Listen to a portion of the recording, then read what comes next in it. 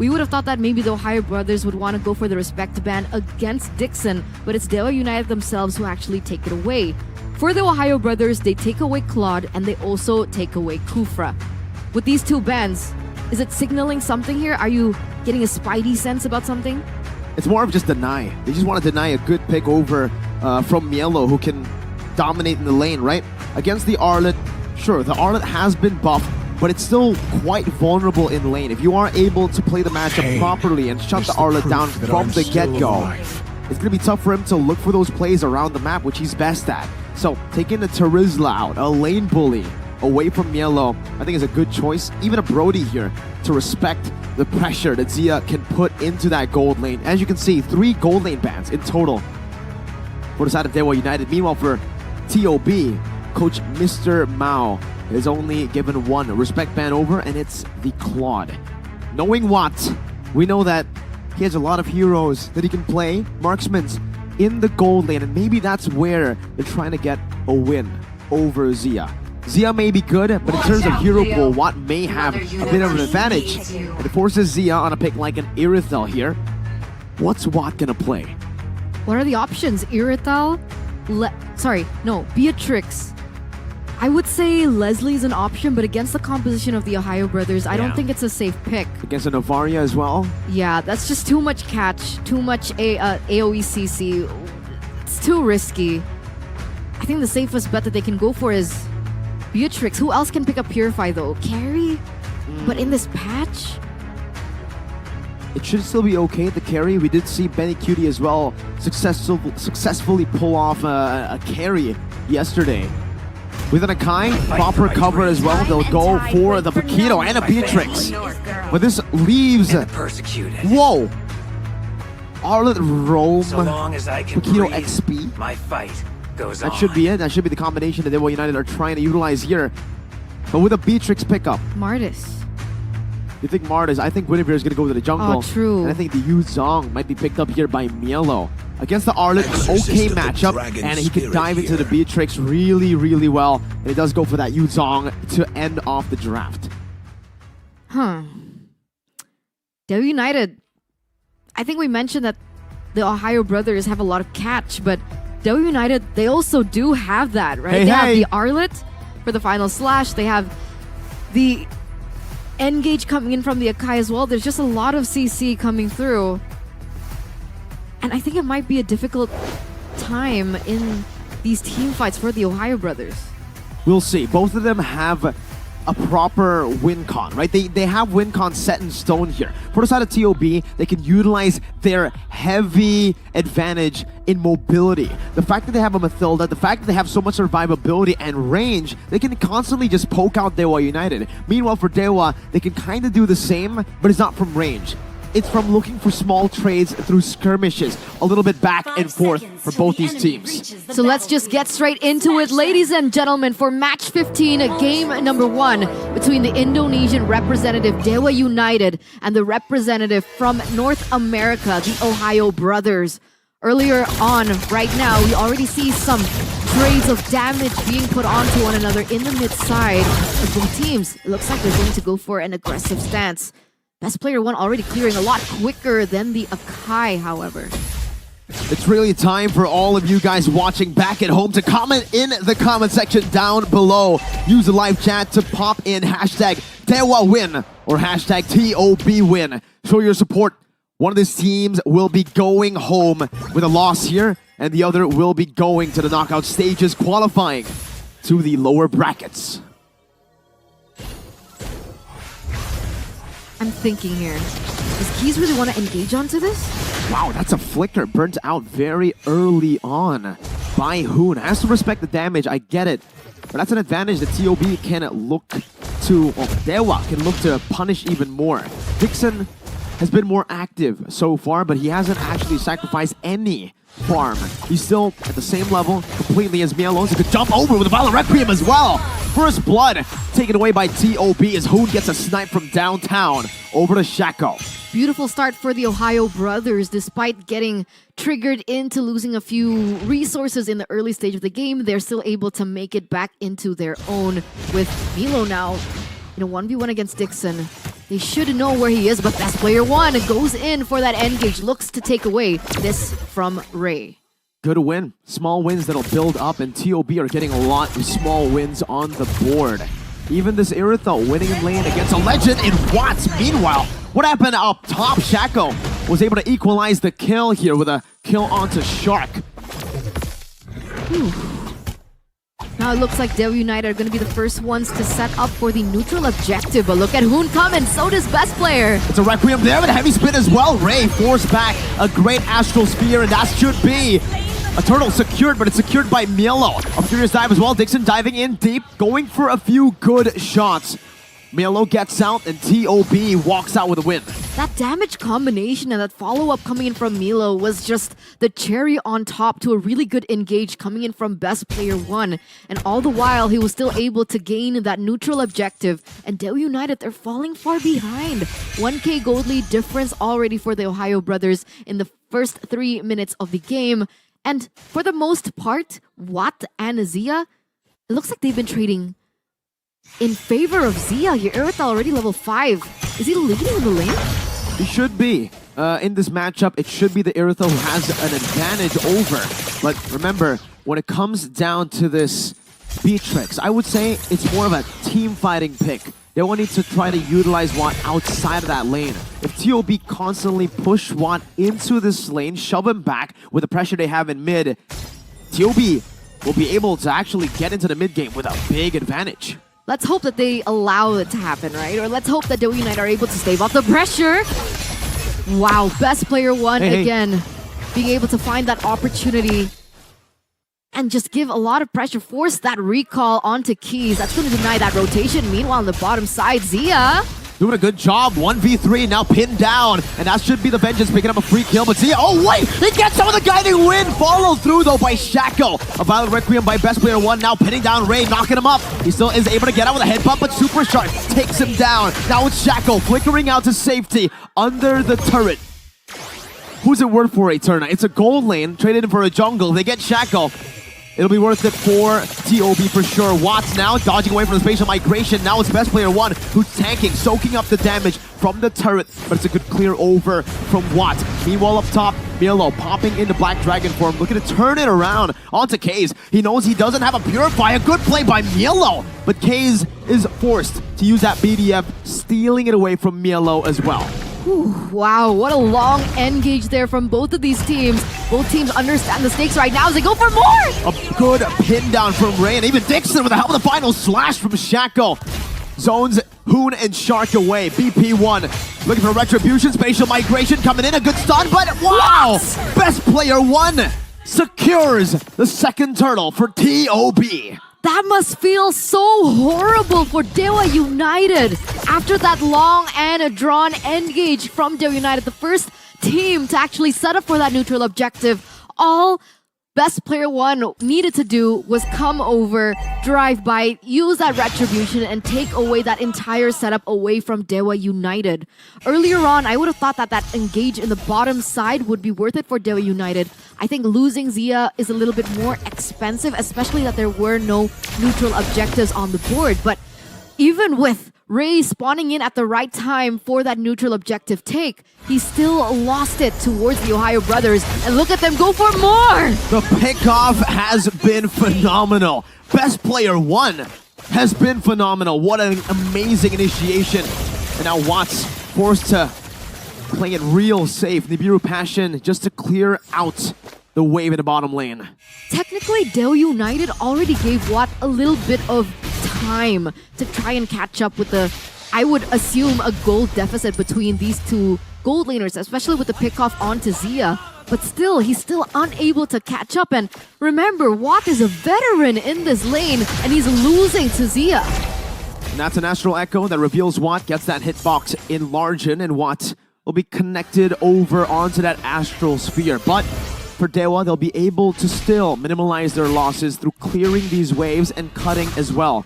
Dixon up top cutting with Mielo. Kaze trying to hit Mielo back. Getting some good poke onto him, and Dixon might be able to push the tempo even more by getting a good jab in with a knockout strike. And that's exactly what they do. DEWA trying to delay trying to slow down the tempo of the game that TOB is bringing to them. At this point, who holds the kills in for DEWA? 1 on Ray, 2 on Shackle.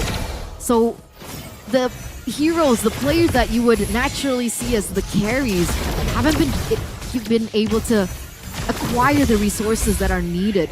K still sitting at 0-0-1, an assist to his name. And being so far behind, it looks like the Ohio brothers will have a better time in setting up for this turtle. You can already see Dixon. Still able to get out, doesn't use a sprint just yet. Ray has a heavy spin. The Black Dragon form going to be committed by MPLi right now as the heavy spin comes down by Ray, and it's best player 1 who wins another retry battle despite the heavy spin committed down. DEWA will just look for a trade in the bottom lane instead of committing down here. Sia going to be engaged on by Dixon. Some good damage, but it's not enough to take him down. A spatial migration not connecting, and Dixon will be able to still clear out the wave. DEWA maneuvering up top. No heavy spin to pin anyone down, but it's all just to buy some space for the X factor of DEWA, Watt, to farm up. They need to. Oh no, Super Shark! He gets taken down really early on there. A small win for DEWA United here as they look to put a little bit more pressure in this top lane. He needs to be careful though.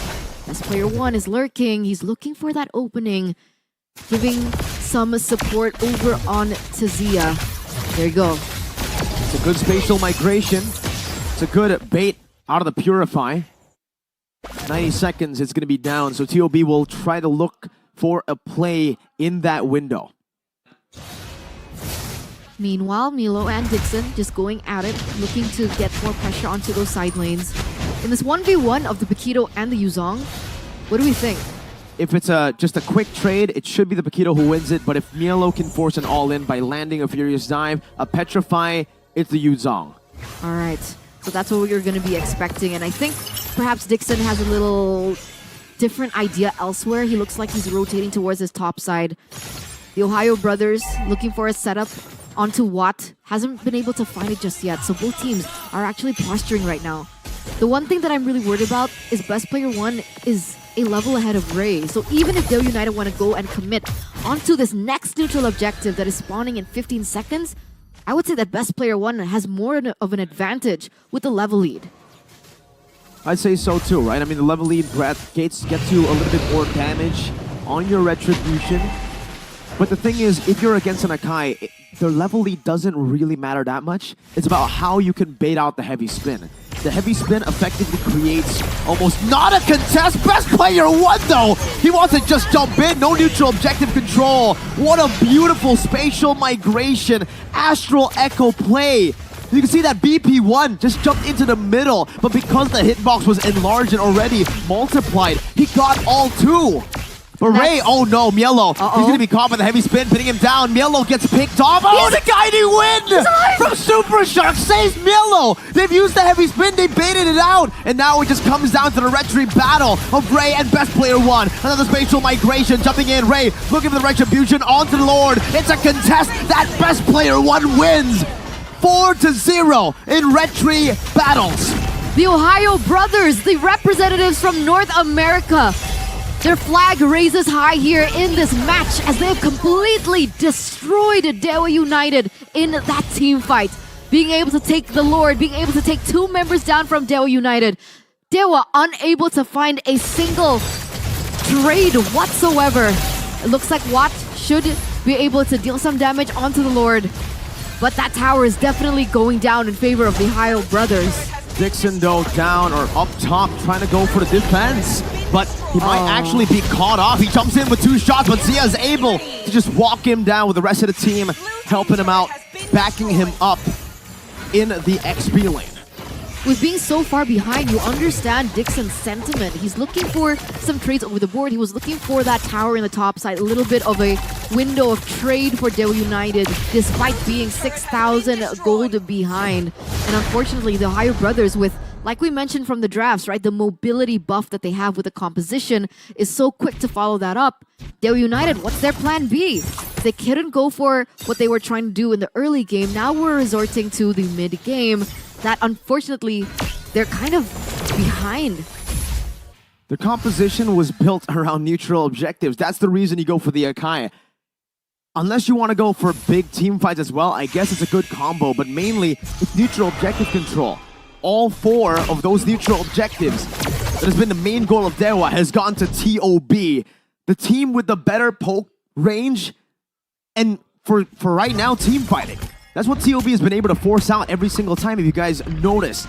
In the mid lane, the Lord spawns bottom, they go for a big fight. They use that Astral Echo and Best Player 1's spatial migration to just look for a big engage. And now, they're doing the same thing, using the poke, zoning DEWA away, and picking up freebies around the map. Looking at the items here from the side of Beatrix, already with the BOD and the Malefic Roar, the damage is there for Watt. The problem is, every time they go for a team fight, Best Player 1 in combination with Hoon is always very quick to deny that damage away from the team fight. So sure, they have a really good team fight composition with the DHS as well now being secured in by Watt. But the problem is, how do you sustain him? How do you protect him long enough to deal the damage that he was built for? I don't know, man. At this point, right, like for DEWA, they're really lacking, I wouldn't say damage, because if they are able to gap close against TOB, they'll have that damage. But they're really getting outclassed in that mobility department. You can see the guiding wind, the sprint, the maneuvers from every single member from TOB being the pain of DEWA's composition. Every time DEWA wants to initiate, there's always going to be something that gets them out of it. So DEWA has no way to pin anyone down. Technically, Dixon. Not technically, Shaco. Can't they go for, you know, a flank? Try and find those members in the back line? They can, but it's very easily dodged away from. Remember, they have a sprint, they have Hoon who can just use the Astral Recall to maneuver around walls to make it really hard for DEWA to follow. Even this back line, it looks vulnerable on paper, but then you see how they play with these heroes, and it's not. It's a free Lord. Just from TOB, clearing waves, setting up, they get a free Lord, and it's a 7,000 gold lead that has been built up by the Ohio brothers. You're right, even the guiding wind can take you out of nasty spots. Exactly. We've seen it time and time again. Super Shark being able to protect Blessed Player 1 with, what, 1 HP? Even Zia, time and time again, gets protected. Not to mention with the Flask of the Oasis, that also helps negate and causes miscalculations. Best Player 1, Shaco. All alone as a roamer. If he just sacrificed himself for the Lord to be cleared out, it should still be worth it for DEWA United. Dixon? But TOB are looking for more, not just that top side with the Lord. Ray trying to defend it right now, pops in Retribution, fights Zia with a heavy spin!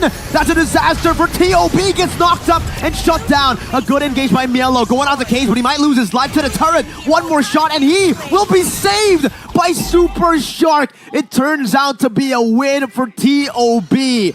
A slight win, but my goodness, that Flask of the Oasis saving MPLi in that dive.